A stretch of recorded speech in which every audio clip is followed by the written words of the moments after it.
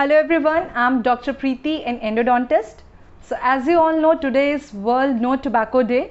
तो ये सबको पता है, बट मोस्टली लोगों को ये नहीं पता है कि इंडिया में 57% से भी ज़्यादा जो हेड एंड नेक के कैंसर्स हैं वो टोबैको कंजप्शन की वजह से हैं।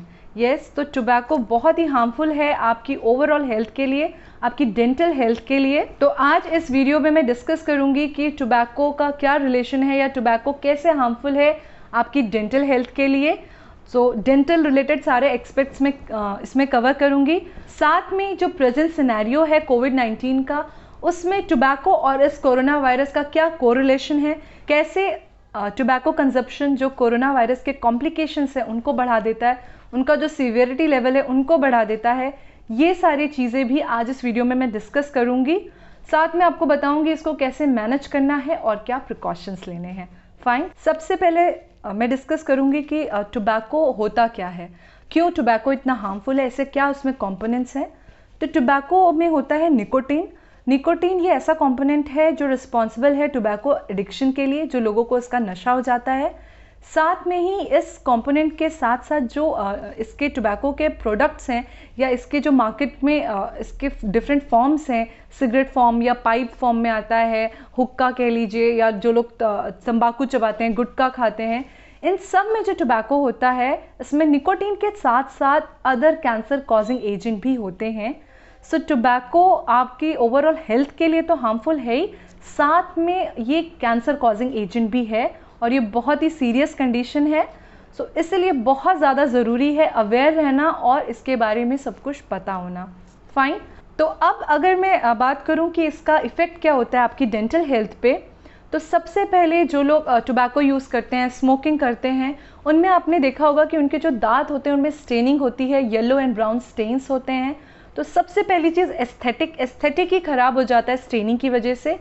सेकेंड, स्मोकिंग या टोबैको यूज़ की वजह से टाटर का एक्युमुलेशन होता है और टाटर की वजह से धीरे धीरे प्लाक फॉर्मेशन होता है।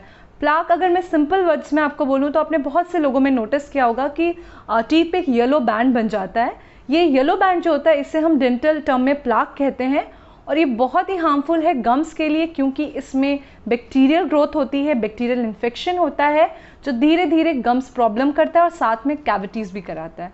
फाइन, तो जो लोग स्मोकिंग करते हैं और टोबैको यूज़ करते हैं उनमें मेनली देखा गया है जो सबसे मेजर प्रॉब्लम होती है वो गम्स की प्रॉब्लम। गम्स, उनके स्वेलिंग होती है, उनमें ब्लीडिंग होती है ड्यू टू प्लाक फॉर्मेशन।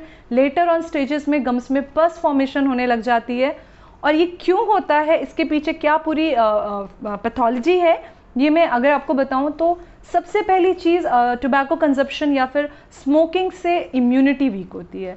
तो इम्यूनिटी जो इस टाइम पे सबसे हाईली डिस्कस टॉपिक है या सबसे ज़्यादा इम्पॉर्टेंट है, वो सबसे पहले वीक हो जाती है। फाइन, सेकेंड चीज़ जो इफेक्ट होती है वो ये कि जो आपका ये निकोटीन होता है, ये जो टोबैको होता है, ये जो ऑक्सीजन सप्लाई होती है गम्स में उसको रिड्यूस कर देता है। तो एक तरफ तो इम्यूनिटी वीक हो रही है, दूसरी तरफ अगर ऑक्सीजन सप्लाई कम हो गई है तो जो हीलिंग कैपेसिटी है गम्स की या बॉडी की वो भी कहीं ना कहीं कम हो जाती है।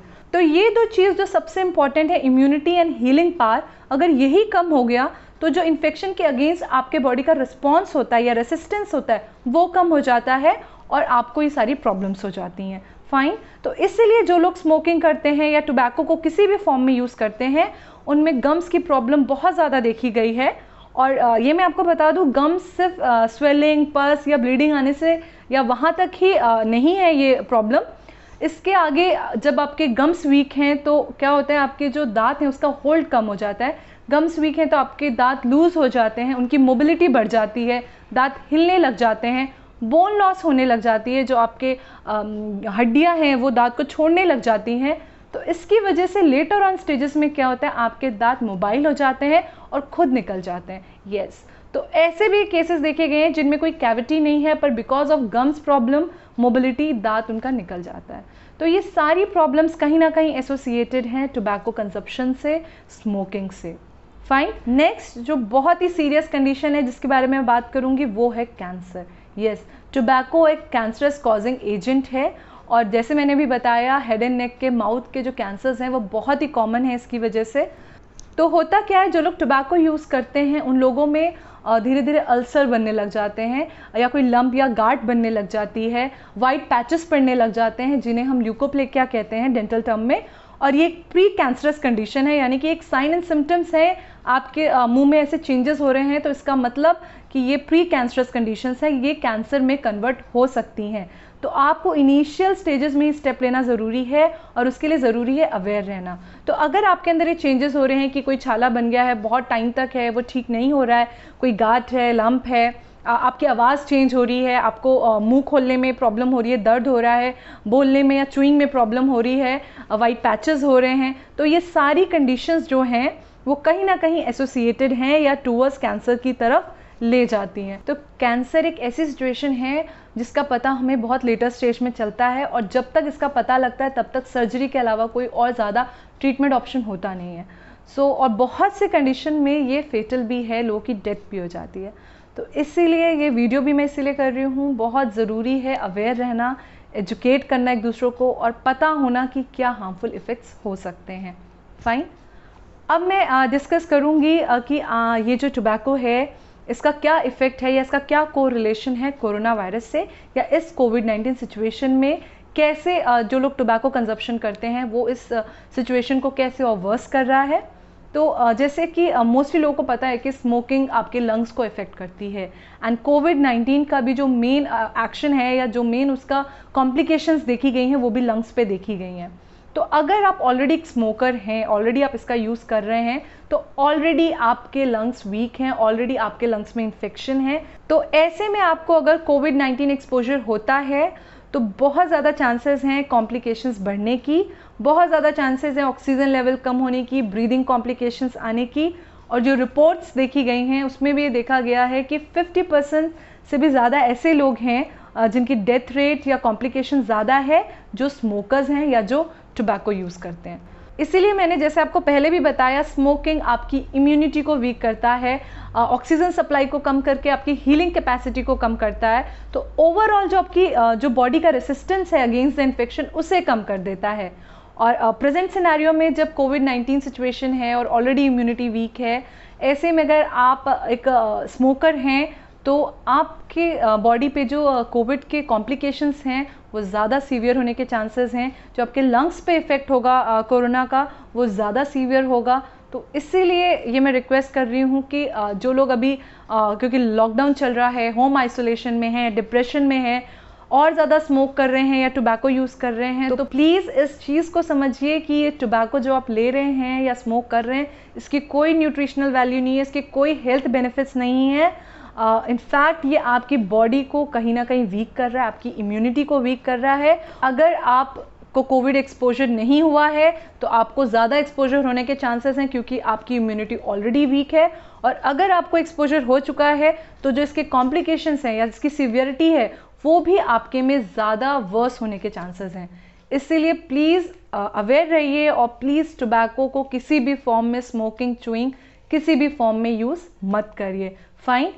अगर आपको ये लग रहा है कि टोबैको, च्यूइंग या स्मोकिंग तो सिर्फ आपकी ओरल हेल्थ पे इफेक्ट पड़ रहा है, तो ऐसा नहीं है।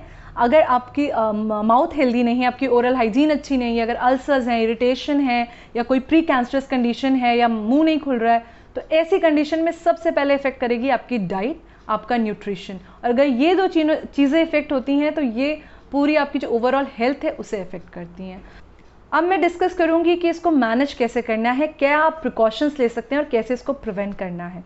सबसे पहले अगर डेंटल पॉइंट ऑफ व्यू से बात करूं तो हर 6 मंथ्स पे आपको एक डेंटल विजिट देनी है।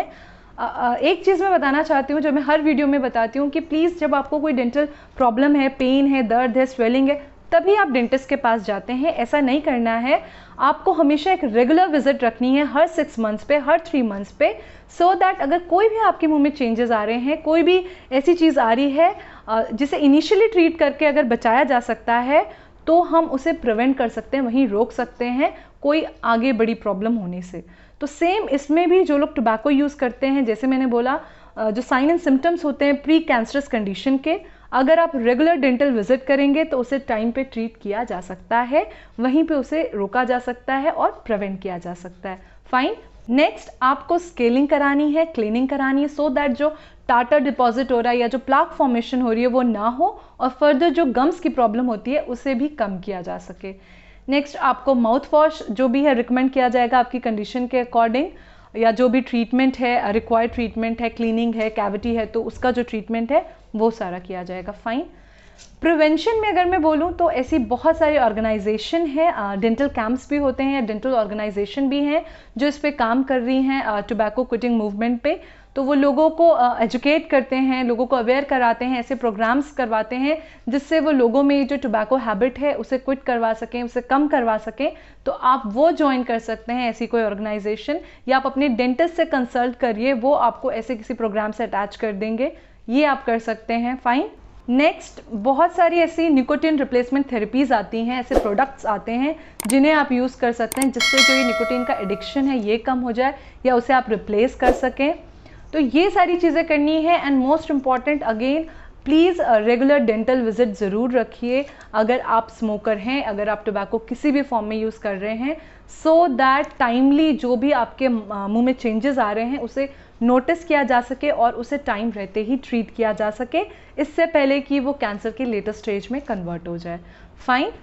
तो अगर आपके घर में भी आपके भी कोई रिलेटिव या नोन टोबैको यूज़ करते हैं, किसी भी फॉर्म में स्मोकिंग करते हैं, तो प्लीज़ उनको भी एजुकेट करिए, उनसे भी ये नॉलेज शेयर करिए, सो दैट वो भी इस हैबिट को क्विट कर सकें, और उनकी हेल्प करिए, मेंटली सपोर्ट करिए उनको कि वो इस फेज से और इस टोबैको के यूज़ से बाहर निकल सकें और एक हेल्दी लाइफ जी सकें। Fine. So stay safe, stay at home and keep smiling. Bye bye.